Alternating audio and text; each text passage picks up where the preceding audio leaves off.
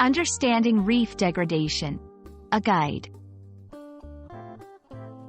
Hello everyone, welcome to our English language learning series. Today, we're going to explore the term reef degradation. This concept is not only important for environmental studies but also a great example of complex English vocabulary. Let's dive into what it means and why it matters. Reef degradation consists of two words, reef and degradation. A reef is a natural underwater structure, often formed by corals.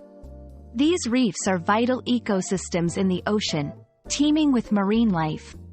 Degradation, on the other hand, refers to the process of something deteriorating or being destroyed.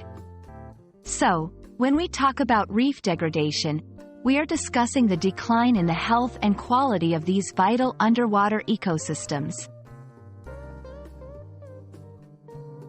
Reef degradation can happen for various reasons.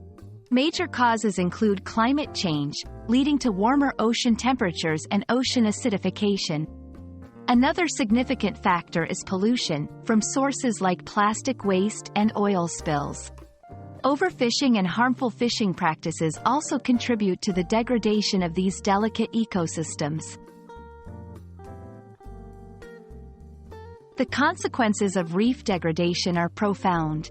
It leads to the loss of marine biodiversity, as reefs are home to a vast array of marine species. Degraded reefs also affect human communities, particularly those that rely on reefs for food and tourism.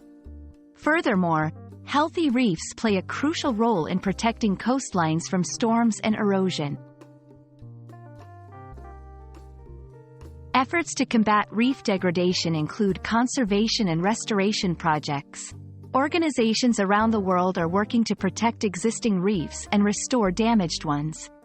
Reducing pollution, sustainable fishing practices, and addressing climate change are all crucial steps in this process.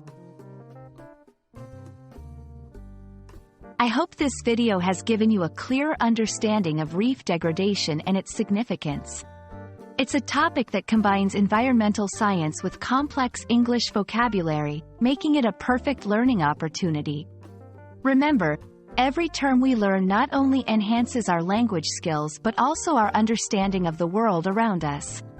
Keep exploring, and see you in the next video.